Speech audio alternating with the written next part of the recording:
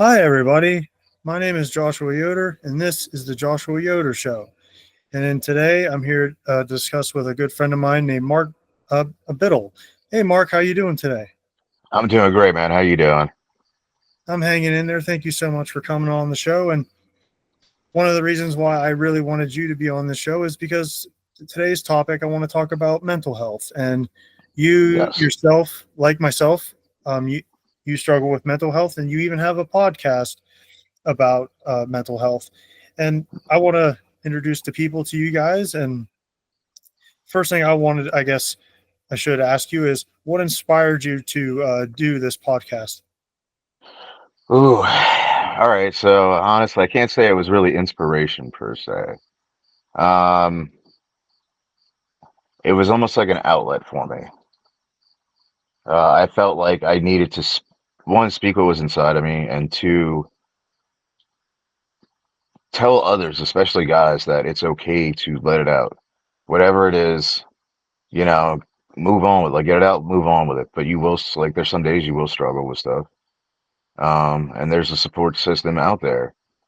Some people may not want to hear your stuff. Sometimes it's just a matter of finding what's going to come for you in the moment and trying to give tips and stuff like that to help people do that. Because there are things that are a struggle. You know, so to give you my past, I grew up in a very abusive home. Um, my father was a Vietnam vet, and he would have blackout moments. I respect that he provided for my family. I will say that 100%. Um, So I had my struggles with that.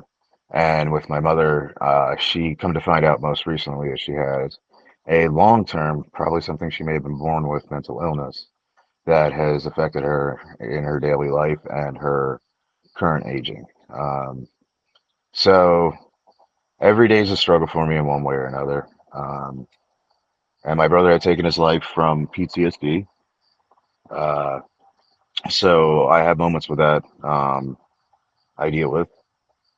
But at the same time, I figured instead of going through life holding it in my head, and trying to fight that battle alone, if I speak it out, yes, there's people that are going to look down on me. I don't care.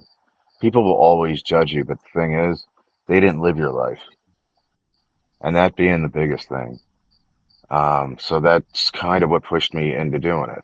I did uh, radio and podcast in the past. Music was my thing. Oh, I love music, absolutely love it. It's always been an outlet for me. But I felt with the men's mental health in general, there's a stigma around it that we need to break the silence on. And a few of my friends, uh, Ox, he goes by, Jared, Rob Noxious, and Mr. Mark Mest. Three gentlemen are in the pro wrestling industry, and all of us got together, and we are trying to suplex the stigma together. Because together, when we are able to talk about it, no matter how hard it is, I mean, professional wrestlers are some of the toughest son of bitches out there. They break bones, they bleed. It's what they do. They put it out there in the ring. And if they're able to talk about stuff that they go through, even if it's from things like depression, anxiety, panic, everyday things to long-term things. It's just a way for others to know that it's okay to do that. And that's what I think guided me in that direction. I can't even say inspired because some of the stuff you just don't want to deal with. So it's not really inspiring per se, but it's comforting maybe to show a Yeah, little comfort out there. yeah, absolutely. I think that's important too because I think it's important to address some of those issues. There's- But there's also a healthy way of going about it, and I think a lot of Oh people yes. because of that stigma, people just assume like, oh well, I better not just be around this person. I'm like, well, if there's a way we can avoid it, then why don't we try to avoid it? That way, everybody can be happy and healthy, and you know, nothing nothing severe has to happen. And I think that's what you're saying, like suplexing the stigma. If we can somehow get rid of the stigma, and then people can somehow use it to avoid their issues, I think a lot more people can be better off. hmm And maybe it gives other people an understanding of what goes on with it. When I was younger, I'll be honest with you, I didn't believe in depression. I didn't believe in any of that. I thought, "Phew, none of that stuff's going to affect me." I felt like Superman. But lo and behold, that feeling was depression that I didn't realize. Um, and now as an adult, I, it takes one event to trigger it, and that was my brother's passing. And now I see it face to face, and it is a very real thing that definitely gets neglected. I mean, I will be the first one to be honest. Like I was thinking, oh, just do this, do that, change this, change that. Like I didn't feel like it. Like could just go exercise, but I didn't realize how deep it goes. And until I feel like I fully understood how deep it goes and all the feelings and emotions that go with it, and a lot of people can't handle that inside. Um, and I got to a point in life where I couldn't, and I felt like, you know what? If I can't do this, I know there are others out there that can't do this. So if I can just help somebody else, maybe in a sense that makes me feel better and helps me with my depression, even though it's not a direct support system in a sense, it's just knowing that I help somebody, even if it's in silence. Yeah, absolutely. And also, more importantly, it shows that you're not alone. And I think No, that's, definitely, man. Definitely. yeah, and I think that's another thing I think people with mental health need to understand is that you're not alone. And that, say, No. as someone like myself who struggles with, mental health and anxiety, Hmm. you have to tell yourself sometimes that, hey, this is the anxiety talking. This is the evil inside that's trying to, get you to think something that is simply not true. For I'll use my own personal example.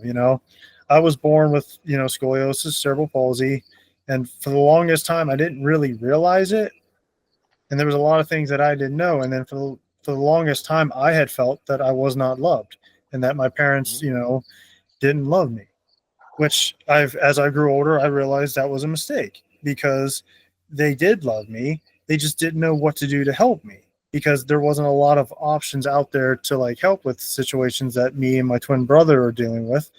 But Hmm. that doesn't change the fact that they love me, because they do love me. You just Yeah. sometimes have to sit back and realize from their perspective and just go from there.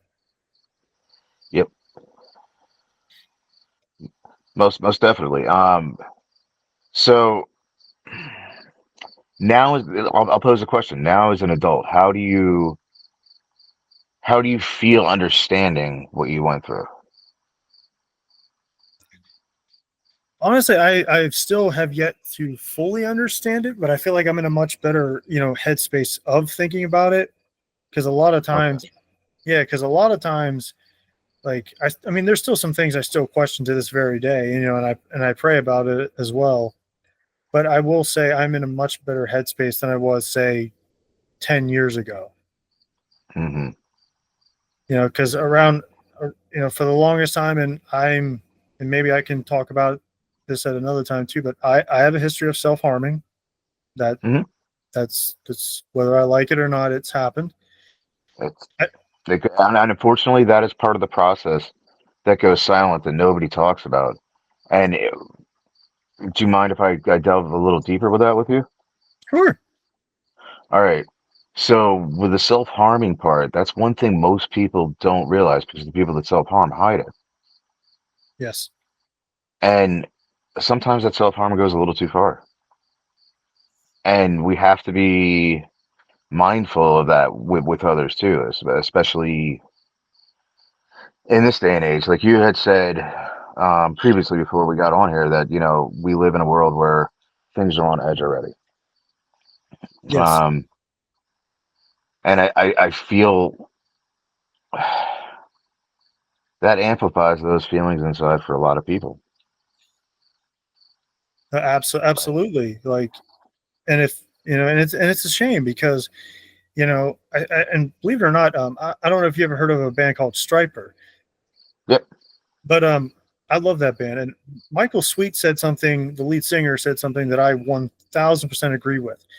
It's not so much that they're like certain people are saying or talking about certain topics. It's how they're saying it and the way they're saying it. And it's Yes. it's almost like they're trying to cause more divide than uniting people. Yes. And then, but then you can have a question like this, and I'll pose this question to you. and it's a morality question that's been asked so many times. If you had a child and it was just you and that child, and you had no money and you had no food, would you steal to feed your child? Oh, are you asking me that, or is it just something you're Uh, throwing out? Oh, no, you're asking. I'm actually asking. Yeah. Well, honestly, I would. I personally, I'd feel like I would much rather, find a way for my child to have a better life before I would Mhm. ever do that. But I don't. But for the record, I don't blame people for doing that if that's what they do. You know what I mean? Because I used to No, work at. but if it just came down to that bare minimum, like picture it's back in like the I don't know 1700s before this day and age, and it was just that one thing. Does your child go hungry, or do you steal food for your child? Oh, if it's like that, then yeah, I would definitely try to get food for my child. Okay, Either it's either that, or I would have to like try to find him a better, like maybe send him up for like adoption, find him a better place to live so he doesn't have to go through what I'm going through. okay. See there, but meanwhile, we were saying you were just saying about perspective. There's Hmm. a perspective on that. Some people get very torn with that question and hooked up on just the stealing of the food or the child going hungry. Oh, absolutely. Like I used to work at a convenience store, which I'm not gonna lie, that was a nightmare in a lot of ways. Mhm. But I would see people, you know, and it didn't really bother me because I can understand it because where I live, we're in a very poor area. So I never took offense to that. Now I will say there are some things I'm like, why would you try and steal that? Because is that important? You know what I mean? Like Hmm. there was situations where like I found somebody took some crackers, and I'm like, well, okay, they're probably hungry and they're probably trying to get something for their kids. So like, Hmm. I, I can accept that. But then I would see people steal like makeup stuff or pregnancy tests, or like they would try to steal something that's irrelevant, and I'm like, why? Why would you need to steal that? You know what I mean? It's one in my head. It's like I can understand like food, maybe formula. I get that, but like simple little things like like that, like makeup, or like they're stealing a pregnancy test. I just don't understand why they would steal that. All right. Could it be mental health? I think it's possible. All right. Or back to the morality thing. Do you think it's upbringing? I think it can be a combination. I think it'd be one or the other, a combination of the two. It depends on the person because we all come from different backgrounds and different upbringings. Hmm. Without a doubt. What's All that? right. I said without a doubt. Yeah, yeah. And so, but I will say this though, if there was an opportunity to like help fix that, so nobody has to do or make that kind of decision, I think it should be important and we should try that. And I will admit, I do think there's some people out there that aren't making the decision to try to help better a lot of people, so that way they don't have to be in that situation. Most definitely. Most definitely. And I think that's where a lot of things, everyone needs an outlet. Um, and how can I put this? Take a walk. Are you still there, brother? Yeah, I'm here. Okay, sorry. My earbud was beeping at me. So take a walk. Get out and do something. Stop to appreciate the small things. Um, maybe on that walk you're seeing a flower. Maybe it's the air hitting you. Maybe it's the bugs chirping in the background or the water flowing around you or some bird that you never heard before. Try to take a moment in your daily life to do that. Even Yeah, going through depression, but even going through depression, there's a little comfort through that because it's taking everything off that's on your mind already and putting everything else around you in the world in perspective. Just for that moment, even if it's for 10 seconds, it helps. Music helps. Exercise helps. Writing helps. Um, Talking to somebody helps. There's all these little things that you can do for yourself at the same time, besides that support system that can be in place, in a friend or even through what we're doing, with suplex and the stigma. I just, I feel that in this day and age, we need that support, and it's okay to tag in your partner. You know what I mean? No, absolutely. And I honestly, I wish more people would do that because I feel like there's a lot of people that put too much on themselves. And Hmm. I think that's important to acknowledge because there are so many things out there in the world that, we need each other. And for some reason, everybody wants to just do it for themselves. And I find that sad because it's like, well, because I remember back in the day when I was a kid growing up, I was always taught, if one makes it, we all make it because we all find ways to help each other to make something, good for us all. And that seems lost nowadays. And I find that really sad, though, to be honest with you. Well, all right. So, what do you think changed that? I think this might be. How old are you? Do you mind if I ask? How old am I? Yeah. I'm 35. All right, 35. So we almost have about a 10-year difference between us. So, all right, go. How can I put this? We might have different viewpoints, but we're on the same page just because we've seen different things in a different perspective. If that makes sense, what I'm trying to say here. No, that makes sense. All right, all right. Um, for me, it was technology, seeing it. Um, I went from a world where it was very self-sufficient.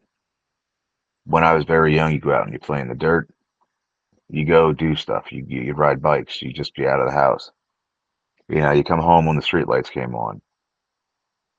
When I hit teenage years, I had pagers, and then cell phones came into play with my late teens. Texting and stuff like that wasn't there, so communication, we always had to talk to people face to face. Um, and then all of a sudden, the internet came to play with all this stuff along the way. And then it's on our phones. And information's so easy. And now everybody has a voice. But everybody can have a voice in silence instead of face to face conversations. And I think technology has changed the demographic of a lot of things. Oh, I definitely agree with that. Technology has had a massive play in to what has happened with, a lot of people and mental health and their struggles. But if I'm being perfectly honest, I cannot just blame it on one thing. I Hmm. think it, I think it's a number of things or like a combination of things that has happened throughout history, that I think when people talk about things and they look back on it and you're like, wait, that wasn't how it was back then. Or I would also say like people might, misinterpret a lot of things, like say something back then, people say, oh, it was like this, but it's like, well, it might be the same thing as what we're going through now. It's just different, like you said, with technology. Hmm. And I think technology has exemplified or like, exemplified a lot of the stuff that we did back in the old days. It's just more out in the open and more people, think they do that. And another one I think is hurting us is people are becoming really greedy. And Hmm. I mean very greedy. Like everyone's like asking for, so much money and it's like, well, do you really need that much? Like I mean, don't get me wrong, we all want to make a living, we all want to be happy and comfortable, and that's fine. But Hmm. I also think, like, where's the limit? Like, where do we draw the line where we're like, you know what, I'm okay making this. Like, I can live off of it. I can help people if I need to, or if I can, help build something for somebody else, I can do that too. I think that's also like a big thing. And to go back a little bit to what you said about technology, I also think there's so much misinformation being spread out there Hmm. that people don't, sit back and be like, well, why don't I just read about it? You know what I mean?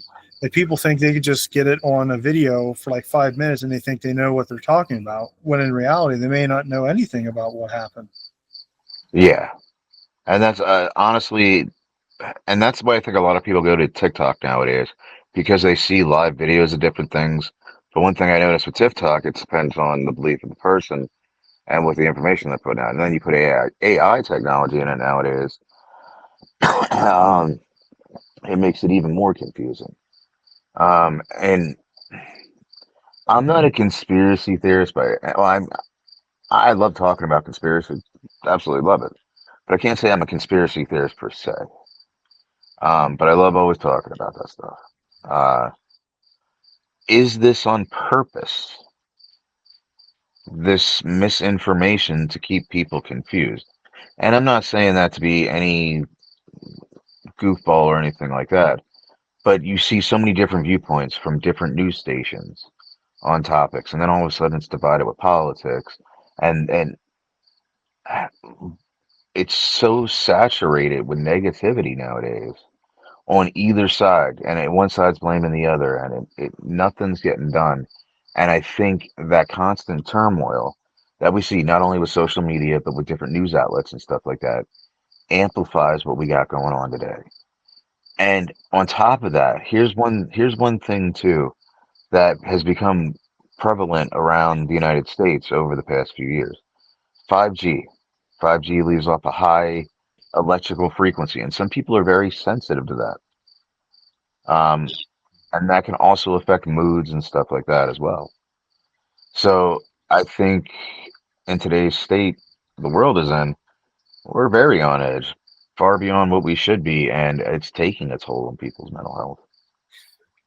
I 1000% agree with that. To be honest with you, I've always been interested in stuff in history.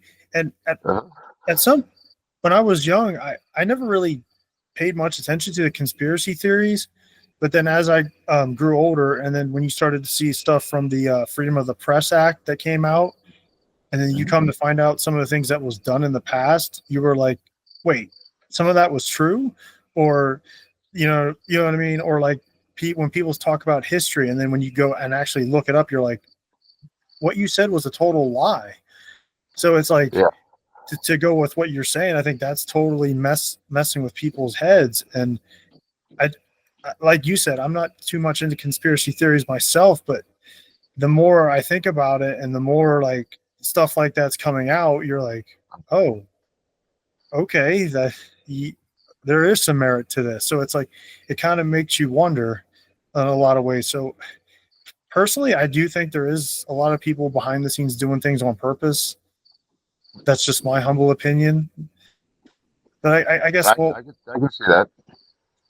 yeah, I guess the best answer I could give is like, I don't know. Like, I don't think so. But at the same time, I don't think I'd be surprised if it turns out some of the stuff was true.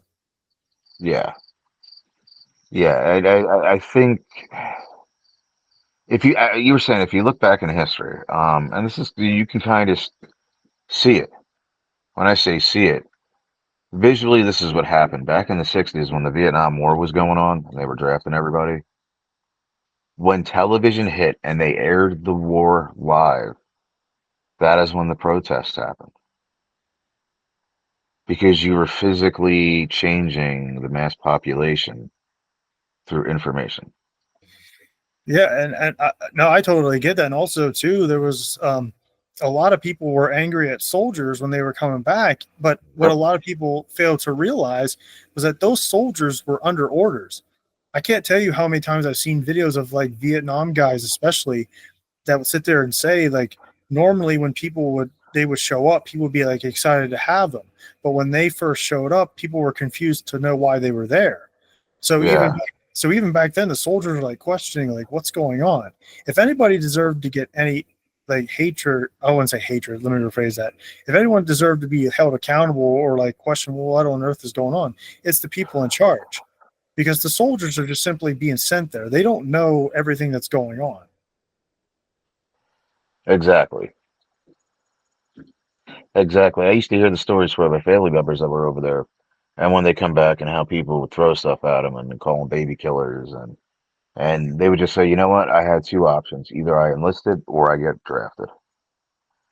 And a lot of them just enlisted so they didn't have to get drafted.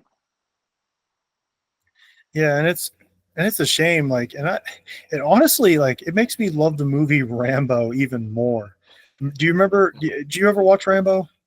Oh yeah. Like the scene of the movie where he like flips out. I think it was in the diner where he's like, "Nothing is over, nothing." I was like, Hmm. that hits me so much harder now than it did back then when I first saw it as a kid. And I'm just like, dude, I see it more often now with soldiers and like people in general with mental health. It's like that movie is so far ahead of its time. It's not even funny. Well, look at what just recently happened. I believe it was yesterday, in Georgia at Fort Stewart. There was a shooting. Apparently, from what I've read, I didn't haven't caught up on it today, but it was a soldier, and they had shot five other soldiers. Um, and that's another thing too. Like these men and women now. Back in the '60s, it was mostly men. Now today, it's men and women going in there, and they have it tougher than us. They have it way tougher than us. They're some of the strongest people I know mentally, and when I see a military person crack, I know it's really bad for them. No, absolutely. Like, and I didn't know this either. And I was really close to my pap who passed away 25 years ago. I didn't know he was, I was aware he was in the military, but he never really said anything to me, nor did he Hmm. want to. But when he passed away, and as I grew older, like my nan and some other people would mention stuff to me, and I'm like, it definitely put things into perspective. Like my pap wasn't like angry or anything. He was a sweet, funny guy that always made me laugh when I was a kid. Hmm. But but just hearing about how he never wanted to talk about being his time in the military, it was like, oh wow, like. And then I see soldiers today, like you said, are going through some stuff. I'm like, you wish you could help them, but like you just feel bad for them because you can never fully understand what they went through, and that's the unfortunate part. Well, I can talk on some family experience with the military. So throughout most of my family, all the way back from to at least World War I, I've had great uncles go through the wars. Korea, all the way through Vietnam. My dad, a lot of my uncles and stuff like that went through it. I've seen how they were raised, how they acted. I went through my own experiences with my dad. Um, my brother, he was in the army. He went over to the Iraq conflict. Um, Now, when he was over there, he was on a striker unit. Striker unit is basically these armored vehicles that would just patrol. And then at least one time he talked about they hit an IED and it basically blew up half the striker. And he talked about when he finally did open up to me, he talked about how he had to. And I'm sorry for anybody that's listening. I know this is very rough to hear, but he had to piece his friends back together. Um, and that's one thing that stuck with him. Before he had passed, one thing he did finally talk to him about that really bugged him. And when I say bugged, it was PTSD. I just try to put it in a nicer term for some people. And this is where it's dark, folks, and I do apologize for this.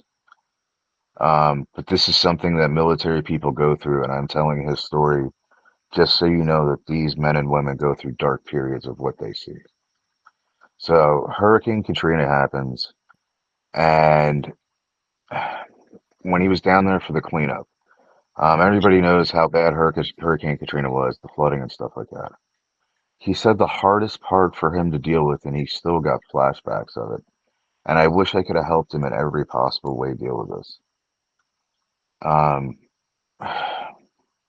he would see family members going through the streets of the floods and turning over bodies to see if it was one of their family members, the people that were floating in the waters. Um, but that is what he went through, serving his country, helping to serve and protect. He got a medal for an issue over in Iraq, where there was a conflict. Somebody started shooting on their unit. He drew his gun up and realized it was a child that was shooting at him. And he didn't pull the trigger and saved an international conflict. Um, so, again, these are things that our military guys go through. And that's my brother. I had a cousin that was flying an Apache helicopter over on drills, just I believe it was outside Saudi Arabia, and he was taken down. His name was Joshua Yoder. My brother's name was Jamie Williams. Uh, and Jared's brother and sister both are in the military. Um, and I see how things affect everyone, from the family members of bad things happening close to the struggles that they have gone through and seen and done. And sometimes the help isn't there for them. That was the only problem. My brother, the help was not there for him. The VA was so backed up just due to the amount of soldiers that need help. Well, Um, yeah, well, absolutely, and I've said it for years because one of my biggest pet peeves has always been I don't think we've done good enough to help out our veterans. That's just my None. humble opinion. Oh, my opinion isn't even humble. My opinion is very outspoken about that. We have not done enough for our veterans. And certain things that happen, like when it's the Iraq conflict and not the Iraq war, certain things like veterans don't get them because they're not considered a veteran. At least that's the way it was at one point in time. So a lot of people went by the wayside from that little loophole. No, I totally get what you're saying. Like my pap was a Korean War veteran, Hmm. and he he struggled for a good majority of his life mainly because of heart problems. Yep. So he struggled a lot, financially. He just tried to have a simple life, but he was always, smiling and making me laugh.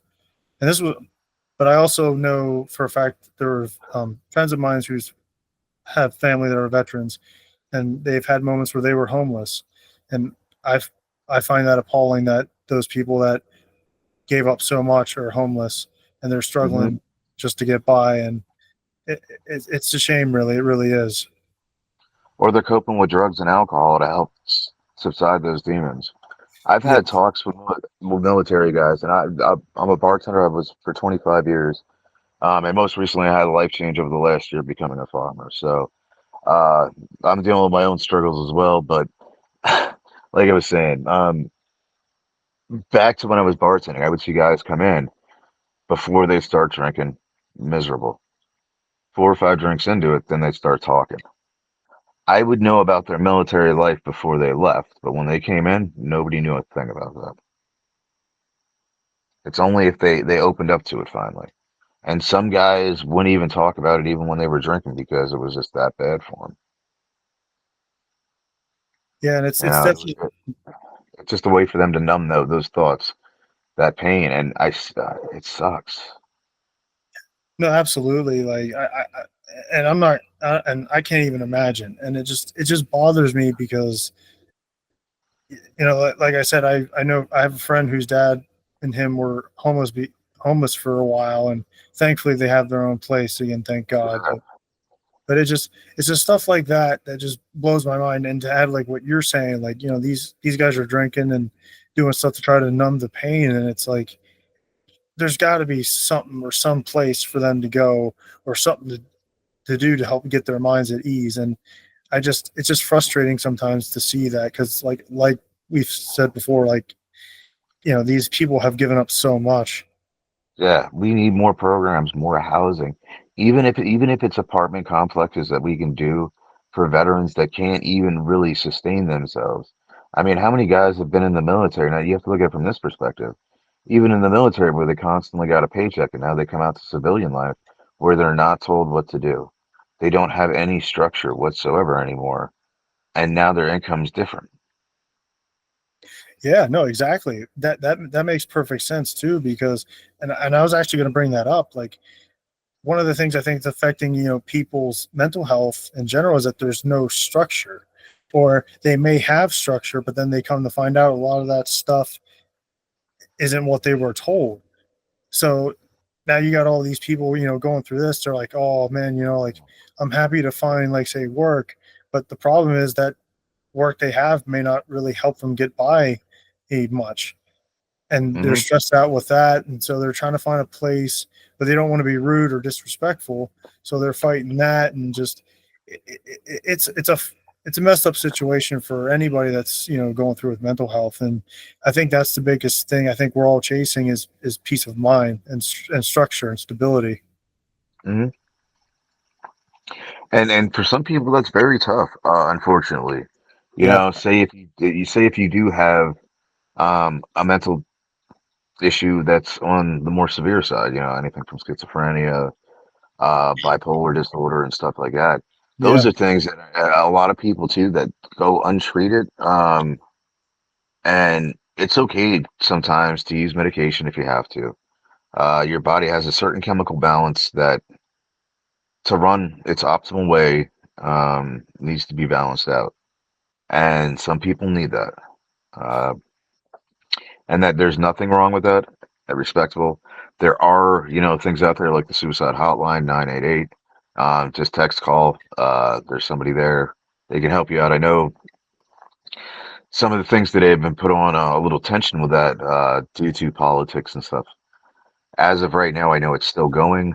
Um, so if not, if all else fails, message me over at the Bartender's Jukebox. I'll be more than happy to talk with you via chatting on Messenger. Absolutely no problem with that whatsoever. I know what it's like to struggle. So, yeah. And it's interesting that you say that too, because going back to like what I went through with this, what I'm going through now with like scoliosis, cerebral palsy. Like when mm, I was like questioning a lot of things and like wondering what I know now, and then like I've come to accept people, like understanding that not everyone can help me or they're trying their best, so I try to be patient with that. And I think it's the same with like people that like especially when it comes to my mental health, but like with mental health in general, I think when people find out, they're like, oh, okay, there's a nice place. Or like, say there's somebody that was like a real jerk, and then you come to find out they were bipolar and they didn't know they were bipolar, and they're like apologizing. They're like, hey, look, I'm so sorry. I'm a jerk. I didn't realize it. I'm really sorry. Like, you know, it's okay. It's hmm. okay. And I think that's kind of like the scariest part too with some people when it comes to mental health. Like you mentioned, like schizophrenia or bipolar. Like if someone like finds out, they're like, "Hey, look, like I'm really sorry," or like they knew they were like a jerk to somebody in the past, and they were like they want to apologize because they didn't know, Hmm. like they were going through that. They have bipolar, and they wanted to apologize for being like a jerk to somebody or going off on somebody, but they're scared to do it because they're afraid of getting hurt because they're like, oh, look what I did though to them for like say like 2 years, and then when they find out they were bipolar, they were like, oh no, I'm so sorry, I didn't mean it to be like that. You know what I mean? Hmm. I can understand where you're coming from there. Because like, Um, oh, I'll give you a perfect example. I won't mention names, but like I had, you know, people like because of my scoliosis, I joke about it now, but like people would say like, hey Josh, why do you waddle like a penguin? And I'm like, I don't know. I didn't know. And then like years later, like especially since I've been so open about things, people have been like, hey man, sorry if I ever felt like I was being a jerk to you. I'm like, no man, you didn't know because I didn't know. So it's okay. yeah, And I think that's important to have too. yeah, especially as you get older and stuff like that. When people grow, I think that's where more compassion comes into play. And I think as we get older, we need more compassion, even to the people that have those disorders, because it is tough to control for them, especially if their chemicals are off balance and stuff like that. And I think from the retrospective at the same time, we need to also be accepting of that towards them because that is a tough thing for them to deal with as well. Um, you know, uh, so that's another support thing. You may not be doing it directly, but at the same time, if you learn to accept that that's who they are, and you're trying to work with that person at the same time, I think that also gives a good solace um, in the communication and relationship between the person uh, Yeah. that you're dealing with mental health. Yeah, and I think also I think it should be noted that you have to go into this thinking like, okay, there's going to be days where it's just going to be stressful and it's going to be Mhm, frustrating. Like I still have those days where I'm like, I'm really frustrated, but then like I got to remind myself, like, hey, look, they're trying, I'm trying. There's just it may not be just going good today, maybe better tomorrow. You just mhm, gotta you just gotta keep reminding yourself that. And speaking of reminding yourself and trying to think positive, and you kind of brought it up too, Mark, and that's mhm. music. Yes, Music has been one of my go-to things, and not to, you know, get all religious, but I think music's one of the greatest gifts God has given us.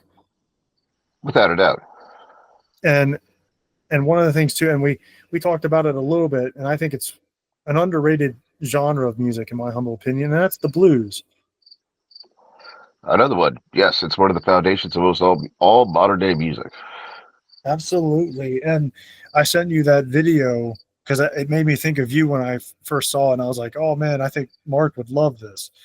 And Mhm, there's multiple videos of them, and it's like blues is just it's just something peaceful. Like I don't mind. I mean, I listen to all kinds of music personally, but mhm. sometimes if you do want to go out, even if you go out, you just want to chill and have fun, just sit down. And to me, the blues does that. Like you can just go hang out with friends, sit down, have a meal, and just to listen to some amazing music.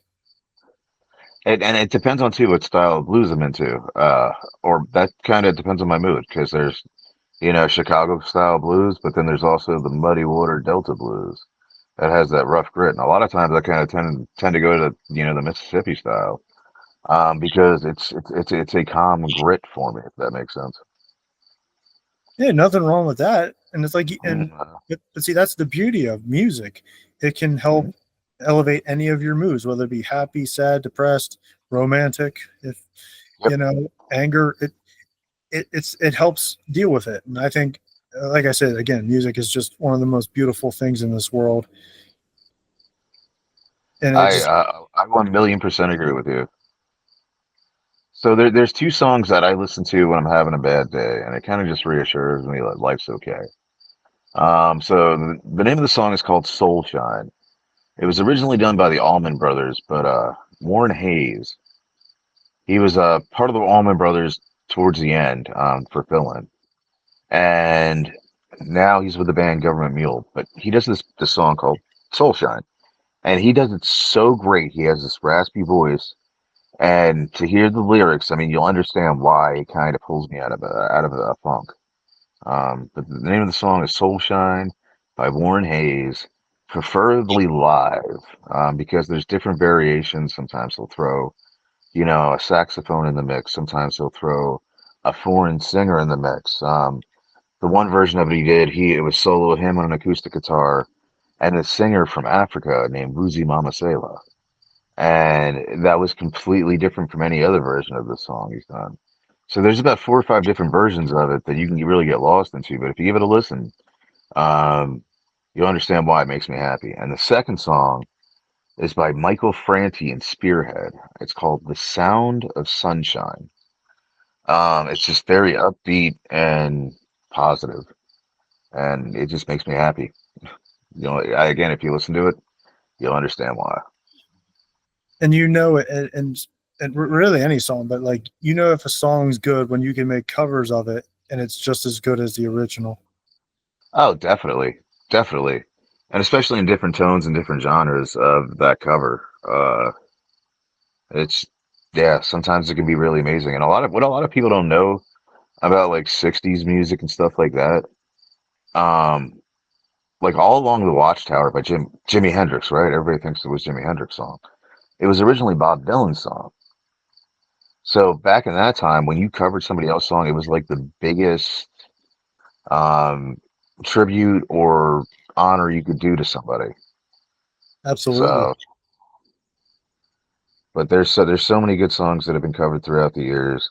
Um, and yeah, like "Knocking on Heaven's Door." Everybody knows that by Guns N' Roses, right? Yeah. Originally Bob Dylan. Yeah, and honestly, you can never go wrong if you do a cover of Bob Dylan song. No, no. One of my all-time favorite songs of his, though, is "The Hurricane." I don't know if you have you ever heard it? I I might have. I listen to so much music. I sometimes could hear it, but then if I don't hear it for a while, but then if someone plays it, I'm like, oh yeah, I know now I remember that song. You know?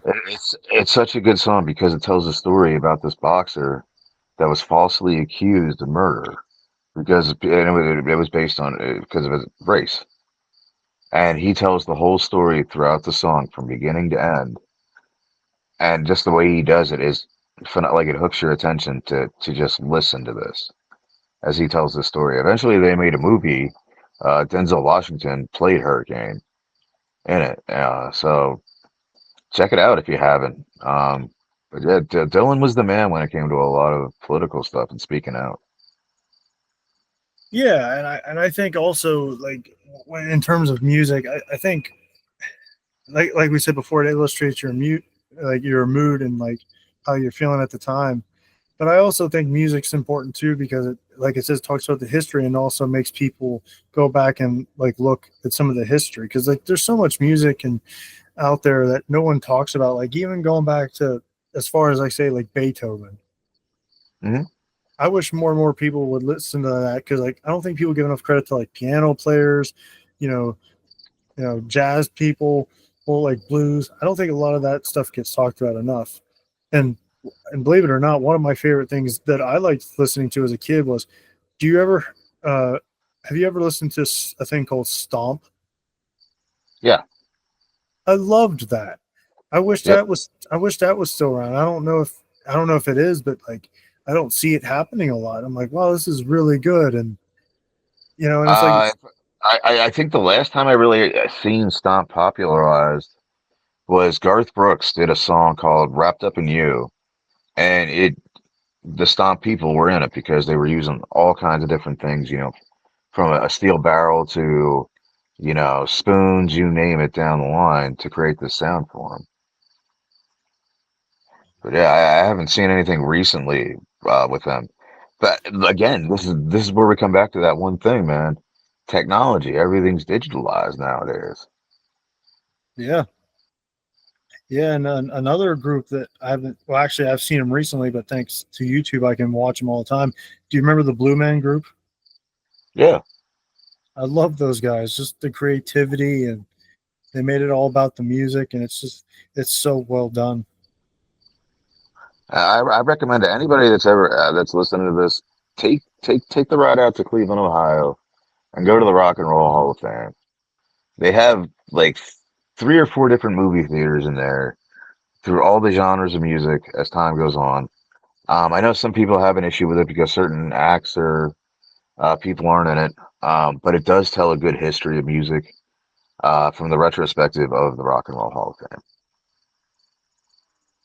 Yeah, that'd be sweet to do. And actually, wait, if I'm not mistaken, isn't the Christmas Story house in Cleveland?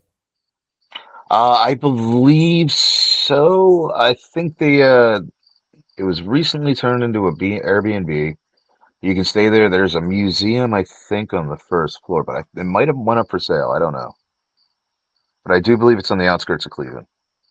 That would be awesome if to stay in that house for a night. Yeah. All the Speaking kids. of speaking of houses, I know you're a wrestling fan. I don't know if you had seen it. The one house they used for one of the Bray Wyatt's Funhouse. I don't know if I remember if it was a match or one of the storylines. They recently put that up for sale. Oh no, I didn't know that. That's pretty cool. God rest his soul. Bray Wyatt was an amazing talent. It's a shame that he's Yeah, no longer with us. I agree. I agree. Him and Brody Lee. Yeah, no, absolutely. I don't think Bray, and this is just my humble opinion, but I don't think Bray scratched the surface of what he could have done. There was so much potential there. Without a doubt, without a doubt. I know he was dealing with some dark stuff too, and that's where the mental health comes into play, especially for wrestlers. They're doing these dark storylines. And honestly, there's a saying that, life mimics in the ring back and forth and vice versa. Um, so you got to think if you have somebody that's very on the darker side, did they put themselves in that dark place to be there, and how long can you be there? That definitely takes a mental toll on you. Oh no, absolutely. And I would even go as far as say it doesn't have to be a dark storyline. It's just people don't understand about the wrestling business. Mhm. You're not just doing things physically, you're doing things mentally because you got to drive to towns. You got to try to think of things to say for your promo, come up with a storyline for a rivalry, and then you got to do your match, get back in, drive it, and do it all again. Like it's not as easy Mhm. as people make it out to be. Oh no, and you have some people that only work a show here, a weekend here and there, but then you remember like the WWE guys back in the day. I mean, you see the shows that are on TV, so you might see them on Raw and then SmackDown, and they might be in two completely different states, but they did house shows in between, and sometimes they've done two house shows in between. Um, so not only the physical aspect, but like I was saying, staying that dark character. Sometimes they're doing it every night. It's kind of like Heath Ledger and the Joker. Oof, They said, yeah, you see what I mean. They said he really got into that character to the point where he put himself in that state of mind. that that was one of the most incredible performances I've ever seen of somebody performing a comic book character. It Oh, is not hands down. it is not easy. I should put it out there. It is not easy to do a combo character in live action. That's why I usually prefer animation. But That man, did Heath turn that?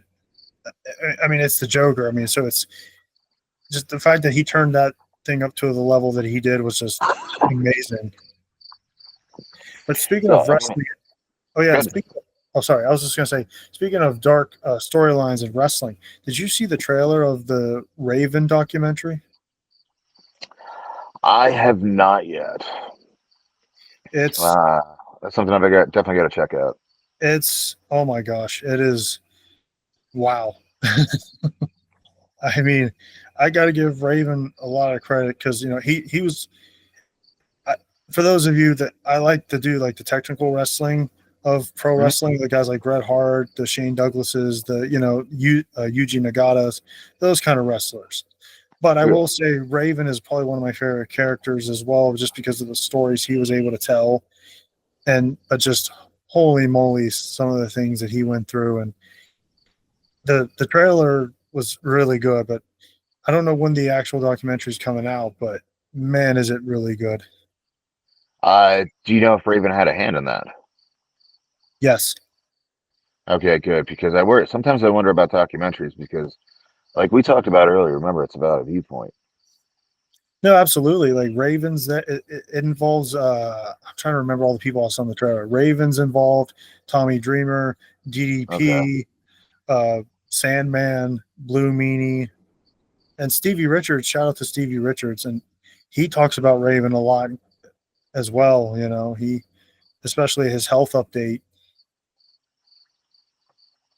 Have you ever seen the movie Beyond the Mat? I think I did, but it was a long time ago. Okay, in that movie, it really pulled back the curtain on the scenes and stuff like that of what goes on in professional wrestling. And this is what I say about the perspective thing, because in that documentary, they got a hold of Jake the Snake Roberts while he was smoking crack and filmed Oof. him. And they put on like so that was on that film that so it's about perspective. That's why I worry if somebody else is doing it. If the wrestler has a hand in it firsthand and it's their viewpoint, I think a lot of times I have more trust in that because it is wrestling. It's what that wrestler is perceiving of their life, and I think that's what the way they want it told, if that Oh makes sense. no, no, that totally makes sense. And yeah, no, I definitely see a lot of Raven and DDP involvement in it. Good. And, and but I totally get what you're saying because I was thinking the exact same thing. And I'll give you another example of why I sometimes mistrust things. Do you remember the Wrestling with Shadows about Bret Hart? Yeah. Oh my goodness. I listened to Jim Ross's podcast, and he talked about that, and he said that the people that made that documentary didn't even know that was going to happen. So when they saw that it happened, they quickly used it in the documentary, but he said the way they used it was not how it went down.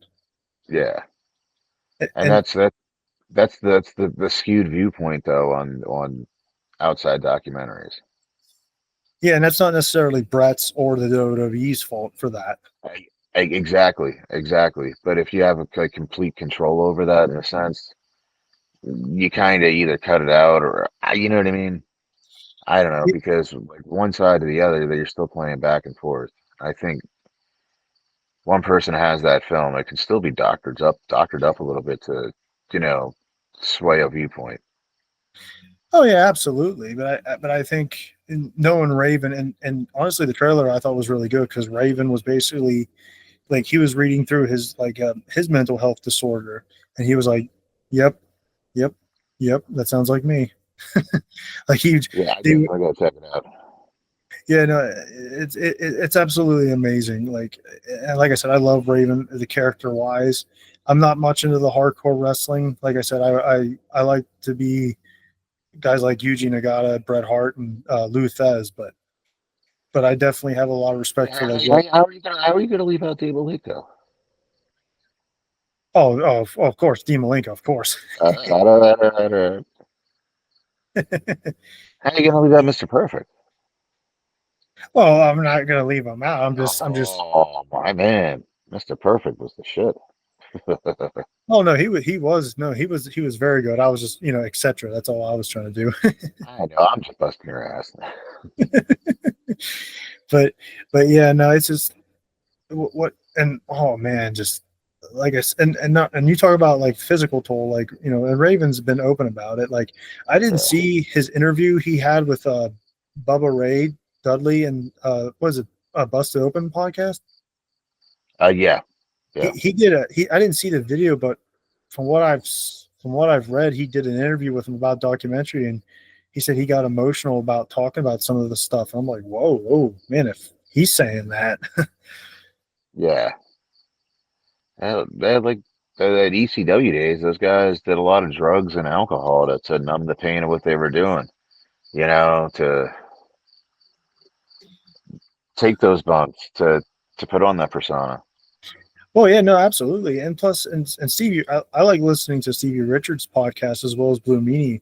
But Stevie had talked about like Raven was just an outgoing person in general. He just wanted to have a good time. Yeah, He liked the idea of being the center of attention. So, and that's another thing too. Like you want to talk about mental health, like people becoming celebrities. They're like, I don't really want to do this, but it's like, everyone just wants to have fun, have a good time. And, that's how it starts. And it just kind of starts going downhill from that. yeah. It's unfortunate. It is, but I'm thank God that, Ravens, doing much better. And really a lot of people that are struggling with some of that stuff because, kind of like what we talked about before, a lot of those, like say wrestlers, they're, they're struggling with that. And some of them don't always, make it to the big time. Yeah, then you have wrestlers too that because of health issues, like Kamala, he lost his legs because of diabetes. That Oof. man struggled. I think he was very underrated. Brian Knobs recently, he had a GoFundMe for his surgeries because I guess he had both his legs amputated, or maybe one of them. But he's having more health complications, so he had another GoFundMe up for like $20,000 to help with his bills. Yikes. And was it, would you say Buff Bagwell? Buff Bagwell recently, he lost one of his legs. Oh, bless his heart. Marty Jannetty's going to be next. Oof. Oh man, you want to talk about someone that lived the life at the end of a lightning bolt? Well, do you know what his podcast is called? I mean, he still lives that past lifestyle. It's called Party with Marty. Seriously? Dead serious. Oh geez. I mean, yikes. I Yeah, mean, check it out. Check it out sometime. no, I'll have to. But yeah, it's just, and to be fair though, some of it is choices made by wrestlers, but it's also like you said, like they're trying to numb the pain with some of the things they go through, Yep. and there's there's got to be a, I don't know, maybe I'm just being too naive, but there's got to be an easier way, you know, for people like that to like find a healthier way to ease the pain and like deal with that. You know what I mean? Well, I mean, I think it's a matter of, like we said before, the support groups, the tools. Is there something like that for them? And I'll relate music to this scenario. Steve Miller Band. Steve Miller knew that rock and roll was a partying lifestyle, and he wanted to help other musicians like stay the straight and narrow somewhat and save money. So that way they didn't blow away everything, and there was a support system in place for him. So I have a lot of respect for Steve Miller for that. If there was something like that for professional wrestlers, I think that would be something to look into. Yeah, no, absolutely.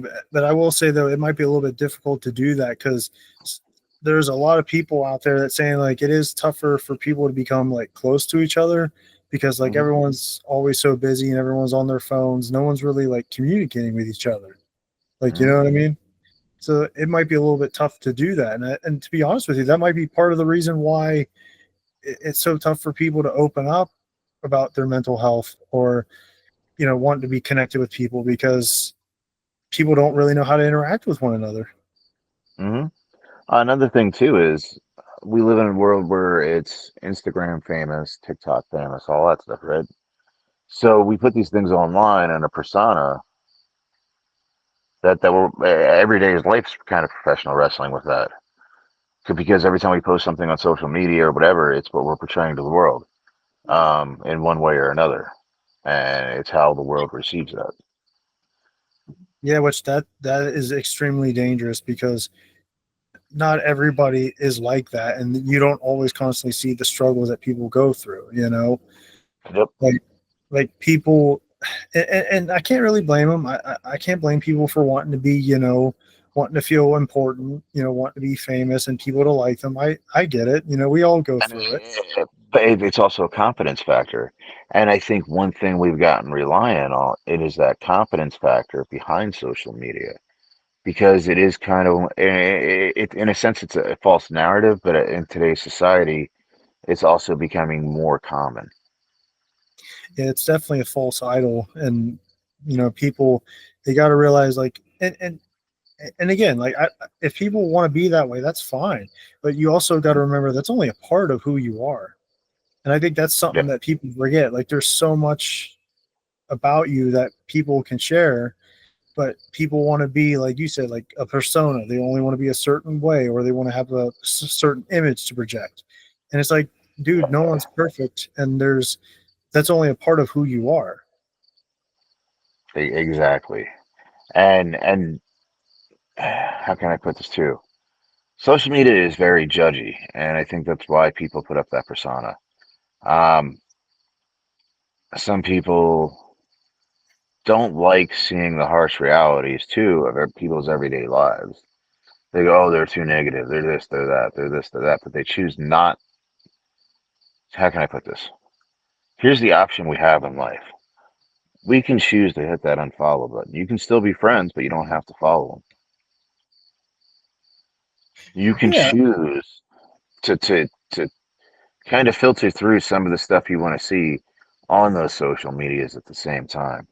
And if you find somebody that's positive and they make you feel better about your life, that's great. But if there's somebody out there that you don't like, or there's something that's bugging you, or you feel they're too negative, instead of throwing the negative comments at them, just understand that maybe they're going through something, and just hit that unfollow button on them. You're still their friend. yeah, exactly. And I think also too to add to your point on that is like there might be. I think the mistake people will make though is like, well, if they're being too negative, you can't trust with anything they say, and that's not Hmm. necessarily accurate. Like someone could be right about what they're saying, but how they're going about it might be the issue. Yeah, yeah. I've already been in scenarios like this with family members. So, and this is where it comes down to perception and how people act and what they do. One of my family members deals with this disorder. Um, that gives them lack of empathy and self-awareness to others. So we were at a baby shower one time, and great event. Everything looked beautiful, great, grand, wonderful.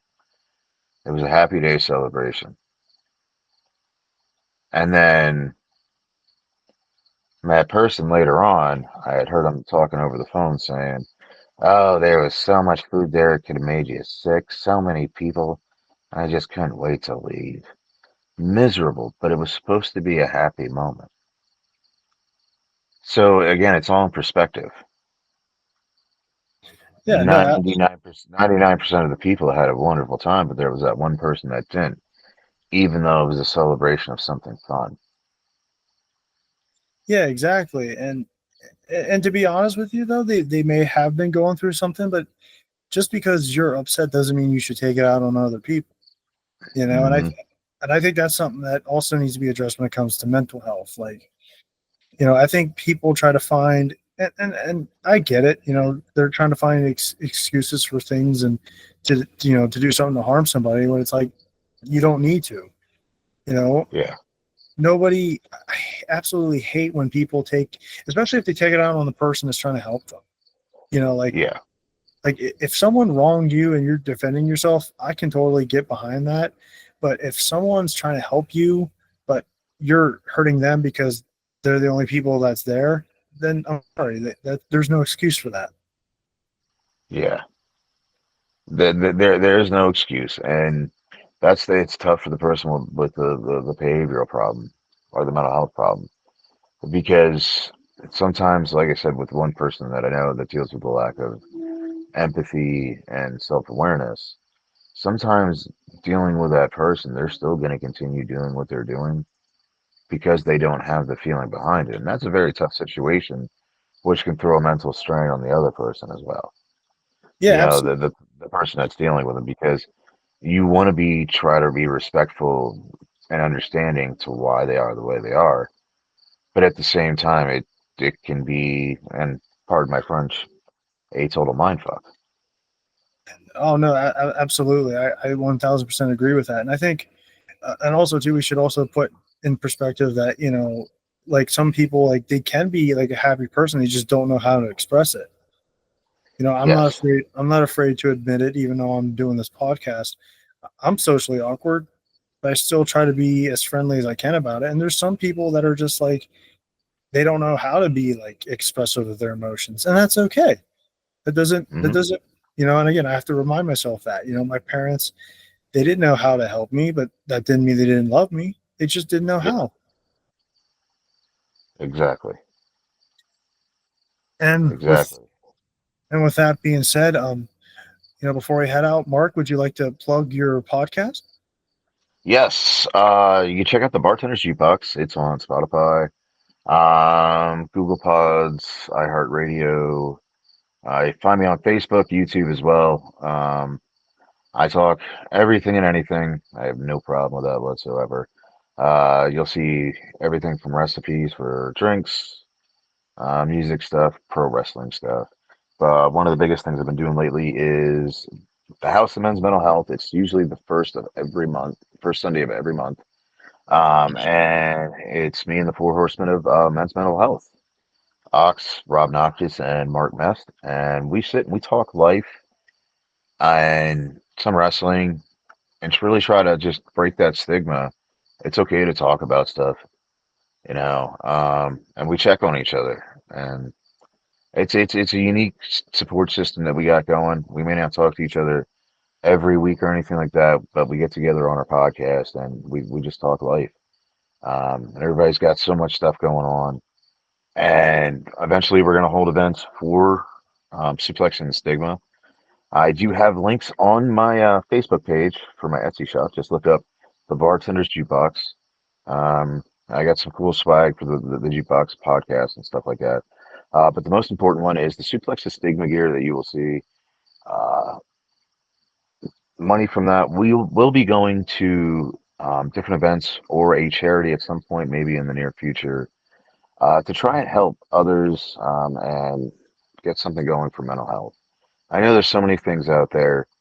Uh, we just want to be a part of that, and maybe if we could help just even one person, we did a good deed, and let somebody know at least they're not alone. So we would like to do those events and stuff like that, and you know, like I said, check out the Etsy shop, the Bartender's Jukebox, Suplex the Stigma merch. Proceeds go to events in the future. And just like what Mark said, you're not alone. You are loved. There's always someone out there, and there's always hope. And I pray for anyone out there that's struggling. And again, you're not alone. You are loved. God bless you, and I hope you guys are having a good day. Mark, thank you so much for coming on here tonight. You are more than welcome, my friend. And to anyone that's watching us, thank you for watching, and I love you all. God bless. Be safe out there, everybody. Cheers.